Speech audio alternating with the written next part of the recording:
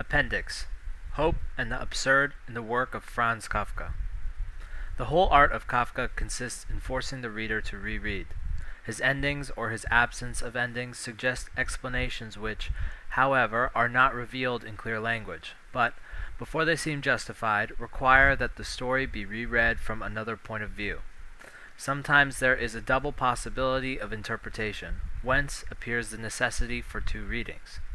This is what the author wanted, but it would be wrong to try and interpret everything in Kafka in detail.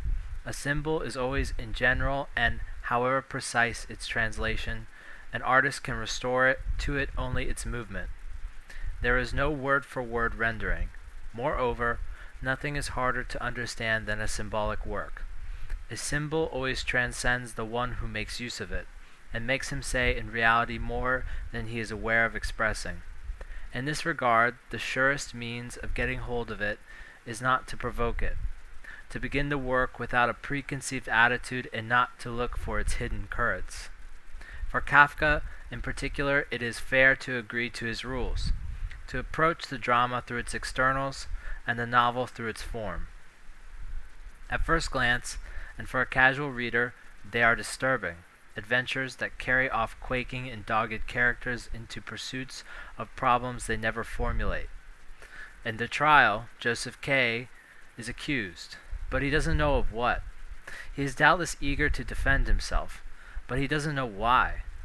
The lawyers find his case is difficult. Meanwhile, he does not neglect to love, to eat, or to read his paper. Then he is judged, but the courtroom is very dark. He doesn't understand much. He merely assumes that he is condemned, but to what he barely wonders. At times he suspects just the same, and continues living. Some time later, two well-dressed and polite gentlemen come to get him and invite him to follow them. Most courteously they lead him into a wretched suburb, put his head on a stone, and slit his throat. Before dying, the condemned man says merely, like a dog. You see that it is hard to speak of a symbol in a tale whose most obvious quality just happens to be naturalness. But naturalness is a hard category to understand. There are works in which the event seems natural to the reader, but there are others, rarer to be sure, in which the character considers natural what happens to him. By an odd but obvious paradox, the more extraordinary the character's adventures are, the more noticeable will be the naturalness of the story. It is in proportion to the divergence we feel between the strangeness of a man's life and the simplicity with which a man accepts it. It seems that this naturalness is Kafka's, and precisely one is well aware what the trial means. People have spoken of an image of the human condition, to be sure, yet it is both simpler and more complex. I mean, the significance of the novel is more particular and more personal to Kafka. To a certain degree, he is the one who does the talking, even though it is me he confesses. He lives and he is condemned. He learns this on the first pages of the novel he is pursuing in this world, and if he tries to cope with this, he nonetheless does so without surprise. He will never show sufficient astonishment at this lack of astonishment. It is by such contradictions that the first signs of the absurd work are recognized. The mind projects into the concrete its spiritual tragedy, and it can do so solely by means of a perpetual paradox, which confers on the colors the powers to express the void, and on daily gestures the strength to translate eternal ambitions. Likewise, the castle is perhaps a theology in action, but it is first of all the individual adventure of a soul in quest of its grace, of a man who asks of this world's objects their royal secret, and of women the signs of the God that sleeps in them. Metamorphosis, in turn, certainly represents the horrible imagery of an ethic of lucidity, but it is also the product of that incalculable amazement man feels at being conscious of the beast he becomes effortlessly. In this fundamental ambiguity lies Kafka's secret. These perpetual oscillations between the natural and the extraordinary, the individual and the universal, the tragic and the everyday, the absurd and the logical, are found throughout his work and give it both its resonance and its meaning. These are the paradoxes that must be enumerated, the contradictions that must be strengthened, in order to understand the absurd work. A symbol indeed assumes two planes, two worlds of ideas and sensations, and a dictionary of correspondences between them. This lexicon is the hardest thing to draw up, but awaking to the two worlds brought face to face is tantamount to getting on the trail of their secret relationships. In Kafka, these two worlds are that of everyday life on the one hand, and on the other that of supernatural anxiety. It seems that we are witnessing here an interminable exploitation of Nietzsche's remark, "Great problems are in the street." There is in the human condition, and this is a commonplace of all literatures, a basic absurdity as well as an implacable nobility. The two coincide, as is natural. Both of them are represented. Let me repeat, in the ridiculous divorce separating our spiritual excesses and the ephemeral joys of the body. The absurd thing is that it should be the soul of this body which it transcends, so inordinately. Whoever would like to represent this absurdity must give it life in a series of parallel contrasts. Thus it is that Kafka expresses tragedy by the everyday and the absurd by the logical. The actor lends more force to a tragic character, and more careful he is not to exaggerate it. If he is moderate, the horror he inspires will be immoderate. In this regard, Greek tragedy is rich in lessons. In a tragic work, fate always makes itself felt better in the guise of logic and naturalness. Oedipus's fate is announced in advance. It is decided supernaturally that he will commit the murder and the incest. The drama's whole effort is to show the logical system which, from deduction to deduction, will crown the hero's misfortune. Merely to announce to us that uncommon fate is scarcely horrible, because it is improbable. But if its necessity is demonstrated to us in the framework of everyday life, society, state, familiar emotion, then the horror is hollowed. And that revolt that shakes man and makes him say, "That is not possible," there is an element of desperate certainty that that can be. This is the whole secret of Greek tragedy, or at least one of its aspects. For there is another which, by a reverse method, would help us to understand Kafka better.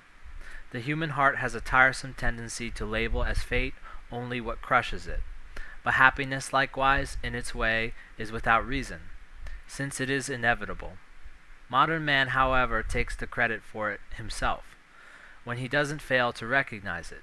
Much could be said, on the contrary, about the privileged fate of Greek tragedy and those favored in the legend who, like Ulysses, in the midst of the worst adventures, are saved from themselves. It was not so easy to return to Ithaca. What must be remembered in any case is that secret complicity that joins the logical and the everyday to the tragic. This is why Samsa, the hero of the Metamorphosis, is a traveling salesman.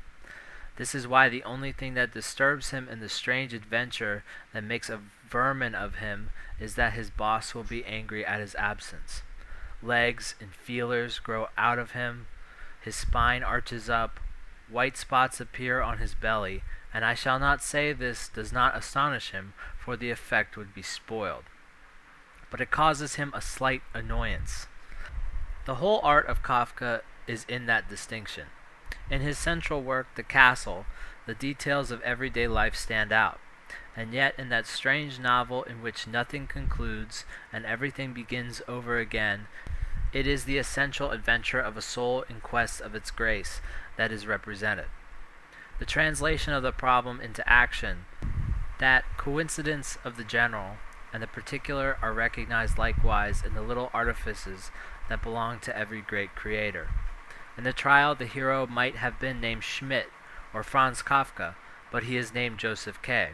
He is not Kafka, and yet he is Kafka. He is an average European. He is like everybody else, but he is also the entity K, who is the X of this flesh and blood equation. Likewise, if Kafka wants to express the absurd, he will make use of consistency. You know the story of the crazy man who was fishing in a bathtub? A doctor with ideas as to psychiatric treatments asked him if they were biting, to which he received the harsh reply, "Of course not, you fool, since this is a bathtub." The story belongs to the Baroque type, but it can be grasped quite clearly to what a degree the absurd effect is linked to an excess of logic. Kafka's world is in truth an indescribable universe in which man allows himself the tormenting luxury of fishing in a bathtub, knowing that nothing will come of it. Consequently, I recognize here a work that is absurd in its principles. As for the trial, for instance, I can say that indeed it is a complete success. Flesh wins out. Nothing is lacking, neither the unexpressed revolt, but it is what is writing, nor lucid and mute despair, but it is what is creating, nor that amazing freedom of manner which the characters of the novel exemplify until their ultimate death. Yet this world is not so closed as it seems. Into this universe devoid of progress, Kafka is going to introduce hope in a strange form. In this regard, the trial and the castle do not follow the same direction. They complement each other. The barely perceptible progression from one to the other represents a tremendous conquest in the realm of evasion. The trial propounds a problem which the castle to a certain degree solves. The first describes according to a quasi-scientific method and without concluding. The second, to a certain degree, explains. The trial diagnoses, and the castle imagines a treatment. But the remedy proposed here does not cure. It merely brings the malady back into normal life. It helps to accept it. In a certain sense, let us think of Kierkegaard. It makes people cherish it. The land surveyor K cannot imagine another anxiety than the one that is tormenting him. The very people around him become attached to that void and that nameless pain, as if suffering assumed in this case a privileged aspect. "How I need you," Frida says to K. "How forsaken I feel since knowing you when you are not with me." This subtle remedy that makes us love what crushes us, and makes hope spring up in a world without issue. This sudden leap through which everything is changed is the secret of the existential revolution and of the castle itself. Few works are more rigorous in their development than the castle. K is named land surveyor to the castle, and he arrives in the village. But from the village to the castle it is impossible to communicate. For hundreds of pages, K persists in seeking his way, making every advance, using trickery and expedients, never gets angry, and with disconcerting goodwill tries to assume the duties entrusted to him.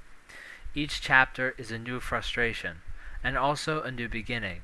It is not logic, but consistent method. The scope of that insistence constitutes the work's tragic quality.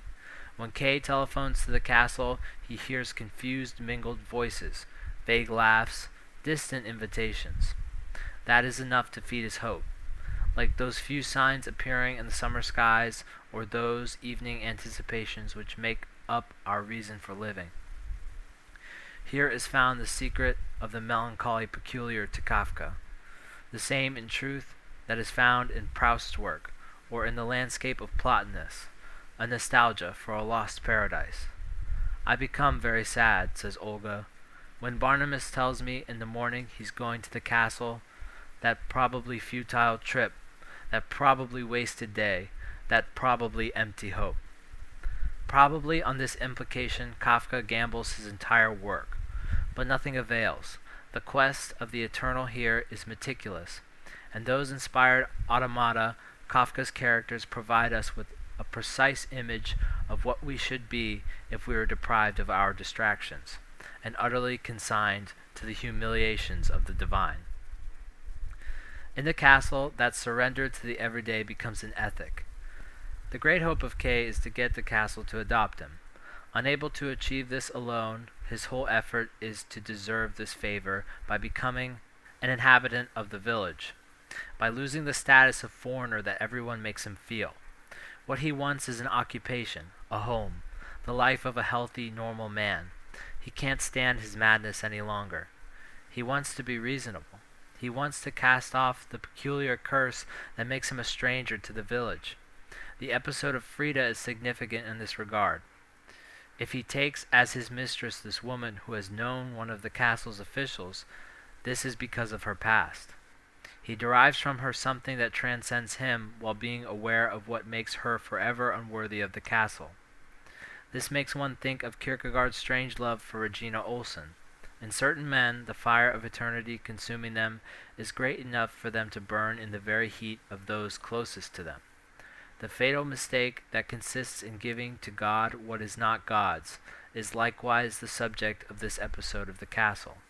But for Kafka, it seems that it is not a mistake. It is a doctrine and a leap. There is nothing that is not God's. Even more significant is the fact that the land surveyor breaks with Frida in order to go toward the Barnabas sisters. For the Barnabas family is the only one in the village that is utterly forsaken by the castle and by the village itself. Amalia, the elder sister, has rejected the shameful propositions made her by one of the castle's officials. The immoral curse that followed has forever cast her out from the love of God. Being capable of losing one's honor for God amounts to making oneself unworthy of His grace. You recognize a theme familiar to existential philosophy, truth contrary to morality. At this point, things are far-reaching. For the path pursued by Kafka's hero from Frida to the Barnabas sister is the very one that leads from trusting love to the deification of the absurd. Here again, Kafka's thought runs parallel to Kierkegaard. It is not surprising that the Barnabas story is placed at the end of the book.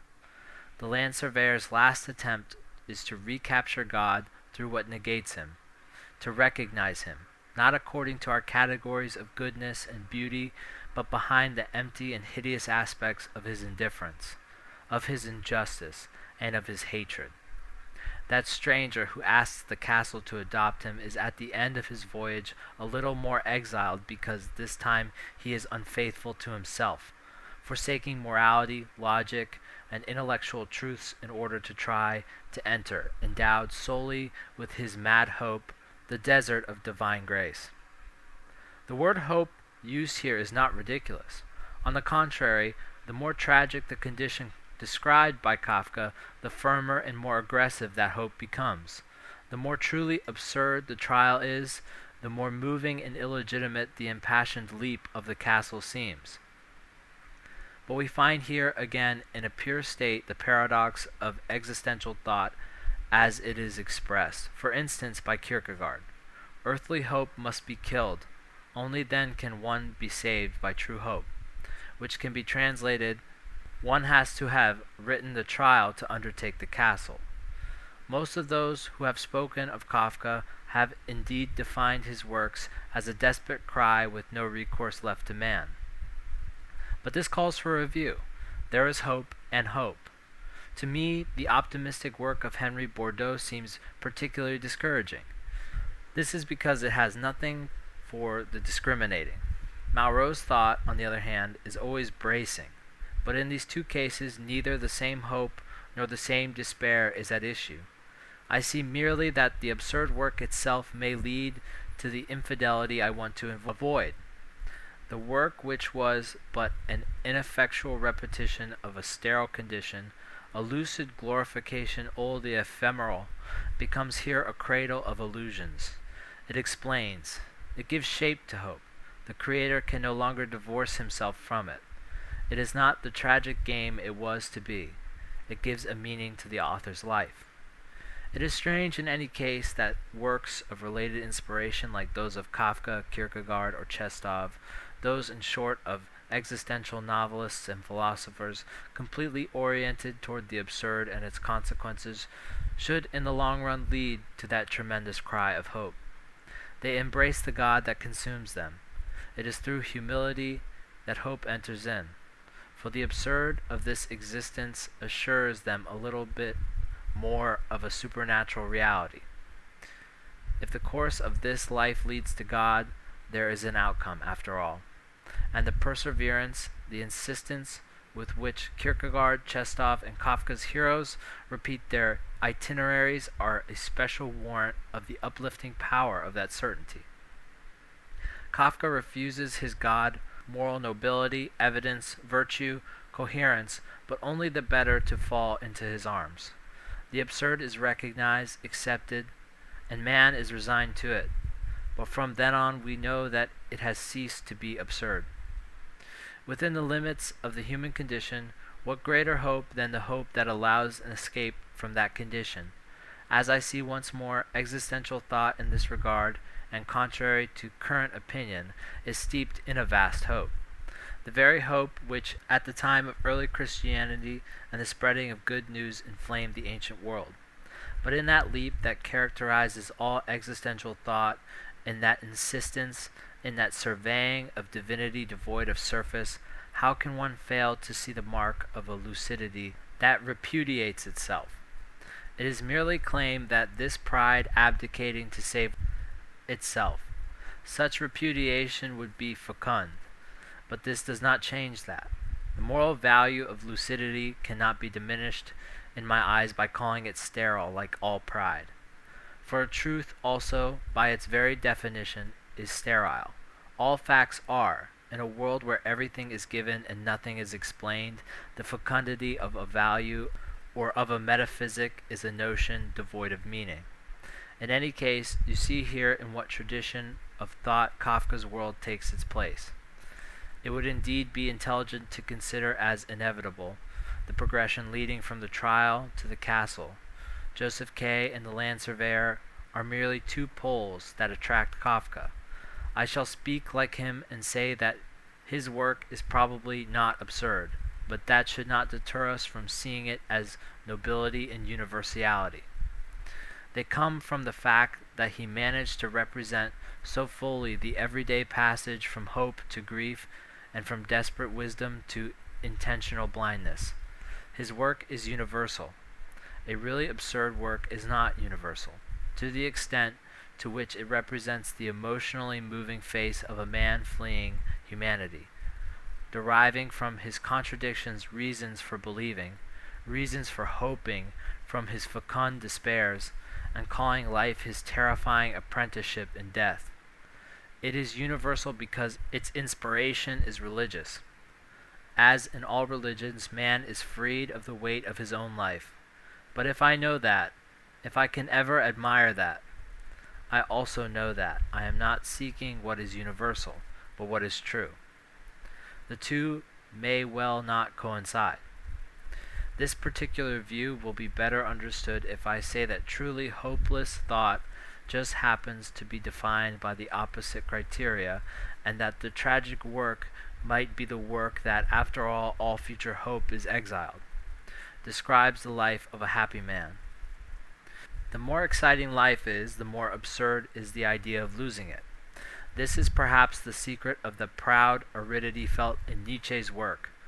In this connection, Nietzsche appears to be the only artist to have derived the extreme consequences of an aesthetic of the absurd, inasmuch as his final message lies in a sterile and conquering lucidity and an obstinate negation of any supernatural consolation. The proceeding should nevertheless suffice to bring out the capital importance of Kafka. In the framework of this essay, here we are carried to the confines of human thought, in the fullest sense of the word. It can be said that everything in that work is essential. In any case, it propounds the absurd problem altogether. If one wants to compare these conclusions with our initial remarks, the content with the form, the secret meaning of the castle with the natural art which is molded, Kay's passionate proud quest with the everyday setting against which it takes place, then one will realize that what may be its greatness. For if nostalgia is the mark of the human, perhaps no one has given such flesh and volume to these phantoms of regret, but at the same time will be sensed what exceptional nobility the absurd work calls for, which is perhaps not found here. If the nature of art is to bind the general to the particular, ephemeral eternity of a drop of water, to the play of its lights, It is even truer to judge the greatness of the absurd writer by the distance he is able to introduce between these two worlds. His secret consists in being able to find the exact point where they meet in their greatest disproportion. And to tell the truth, this geometrical locus of man and the inhuman is seen everywhere by the pure in heart. If Faust and Don Quixote are eminent creations of art, this is because of the immeasurable nobilities they point out to us with their earthly hands. Yet a moment always comes when the mind negates the truths that those hands can touch. A moment comes when the creation ceases to be taken tragically, it is merely taken seriously. Then man is concerned with hope. But that is not his business.